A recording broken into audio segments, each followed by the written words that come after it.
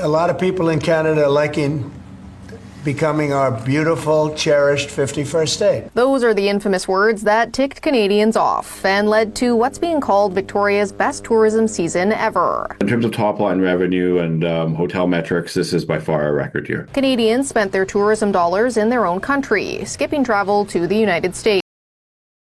President Trump thought he was cracking a harmless joke. He glanced at the crowd earlier this year and tossed out the line, "A lot of people in Canada are liking becoming our beautiful, cherished 51st state." But something unusual happened. Canadians didn't laugh. They didn't shrug it off. They didn't roll their eyes and move on. Instead, they quietly reached for their wallets, changed their travel plans, and delivered one of the most unexpected economic messages of the year. Victoria, British Columbia, is enjoying what tourism officials describe as the best season in modern history. Meanwhile, across the border, U.S. towns that normally rely on Canadian travelers are reporting shocking drops in traffic. Trump wanted to score a political point. Instead, he triggered a consumer revolt that is now rewarding Canada and punishing the United States. The entire story pivots on that now infamous 51st state remark. It came at a time when tensions between Ottawa and Washington were already simmering. Trump's second-term America First agenda has pushed tariffs on Canadian goods higher than at any point since the 1980s, and diplomatic patience on the Canadian side is running thin. So the comment didn't land as a joke, it landed as an insult. And Canadians reacted in a way that even U.S. tourism officials admit they didn't anticipate. They stayed home. They skipped cross-border shopping trips. They canceled sports weekends. They held on to their Canadian dollars and spent them in Canada. CTV's reporting out of Victoria captured the shift perfectly. Local hotels hit record occupancy levels. Restaurants filled. Ferry terminals were jammed with domestic tourists. One tourism official put it simply, "This is by far a record year." Across the Strait of Juan de Fuca, the tone could not have been more different. Ferry operators who usually shuttle Canadians to Seattle watched their passenger numbers collapse by roughly 30 to 35%. Port Angeles business leaders said they were so worried about the drop in Canadian visitors that they organized welcome back campaigns just to try to slow the bleeding. Even then, many admitted that the numbers never returned to normal. The most remarkable part is that nobody coordinated any of this. No government policy forced Canadians to stay home. No political campaign urged a boycott. This was a spontaneous, deeply Canadian response. Quiet, polite, but economically devastating for the United States. And as more data rolls in, it's becoming clear this wasn't a one-month anomaly, but a structural shift in travel behavior. Tourism analysts say Canadians are increasingly choosing domestic adventures, interprovincial travel, and local experiences, partly because it feels economically responsible during a period of U.S. unpredictability. What began as a reaction to Trump's comment is gradually turning into a broader cultural reset about where Canadian dollars should stay. The first explanation is cultural. Canadians accept a lot, tolerate a lot, and often give leaders, even foreign ones, the benefit of the doubt. But they do not like being belittled. The 51st state line crossed the line because it dismissed Canada's sovereignty at a moment when the country is debating its place in the world. Under Prime Minister Mark Carney, Ottawa is pushing a narrative of economic independence, diversification away from the United States, and a stronger national identity in trade and foreign policy. Trump's comment ran directly against that national mood, and Canadians reacted by withdrawing something the U.S. cannot easily replace: their spending power. This backlash might not have happened a decade ago, but Trump delivered that remark at the exact moment when he was raising tariffs on Canadian aluminum, steel, autos, fertilizer, and dozens of industrial inputs. Canadian families were already paying more for U.S. goods, businesses were already facing export uncertainty, and political tension was already high as Ottawa braced for the 2026 CUSMA review. When you add an insult on top of economic pressure, the response becomes emotional, not just rational. Canadians didn't just rethink their travel plans, they reasserted their dignity. The drop in Canadian travelers exposed something U.S. border towns didn't want to admit. They rely far more on Canadians than Canada relies on American visitors. In Washington state, tourism boards publicly acknowledged losing a third of their Canadian traffic. Retailers near the border saw slower foot traffic. Even major ferry operators were forced to pivot to U.S.-only events and sports charters to survive. Meanwhile, Victoria enjoyed a thriving summer. Hotels sold out. Local shops had their strongest sales in years. The island's tourism boom became a quiet affirmation of a new reality. When the relationship sours, Canada can keep its economic activity within its own borders and benefits directly. The irony is striking.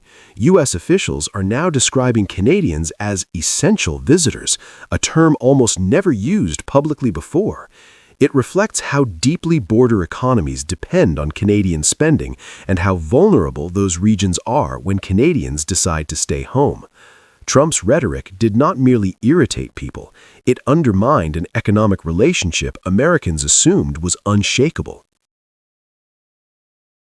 This tourism story fits neatly into Canada's broader political moment, with Carney pushing a long-term plan to reduce economic dependence on the United States.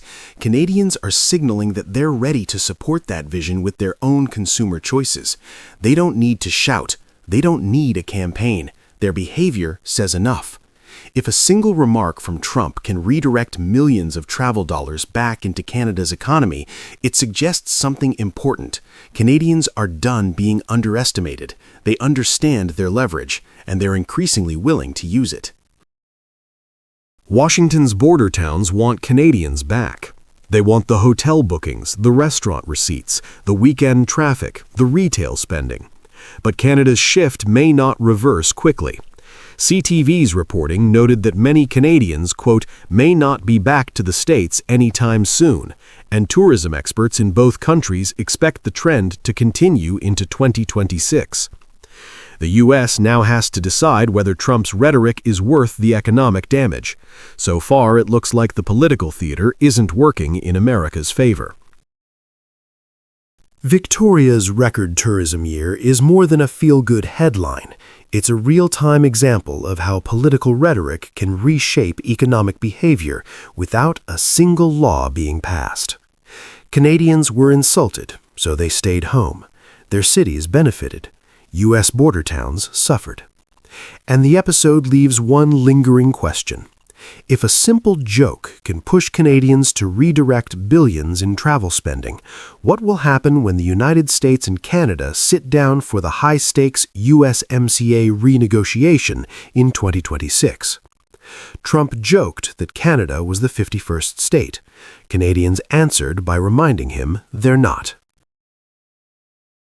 So far, we know 5 of the new ones. 3 are critical mineral mines, 1 in Quebec, 1 in Ontario, and 1 in New Brunswick. Critical mineral extraction is a priority for this government. In the recent budget, it earmarked $2 billion for the sector over 5 years. Canada is home to some of the largest reserves of critical minerals in the world. We have lithium, nickel, cobalt, copper, and rare earth elements. They're all widely available here. Canada just made a move that Washington can't brush off. While Donald Trump doubles down on tariffs and shouts about restoring American manufacturing, Ottawa has quietly taken control of the one resource that could decide the future of the entire electric vehicle race: nickel. And thanks to Prime Minister Mark Carney's new federal budget, Canada is no longer just supplying nickel to the world. It's positioning itself as the clean nickel powerhouse that both Europe and the United States desperately need. For Detroit, this isn't a theoretical policy problem. It's a direct threat to America's EV ambitions, its trade strategy, and even its national security posture. At the center of the story is Canada Nickel Company, the Toronto-based developer behind the Crawford Nickel project near Timmins, Ontario. This is not a routine mining proposal.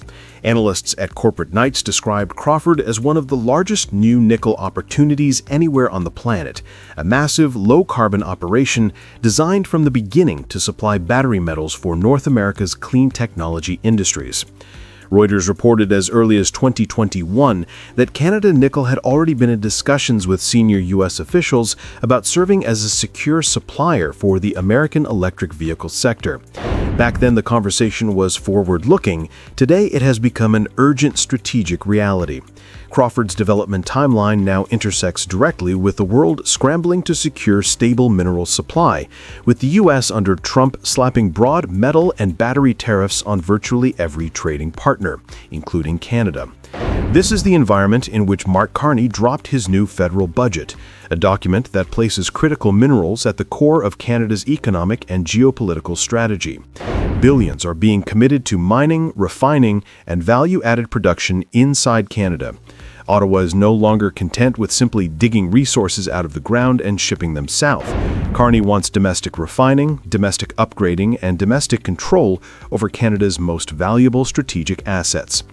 All of this lands at the exact moment when the United States, under Trump's revived America First doctrine, is tightening trade restrictions on metals, batteries, and EV components.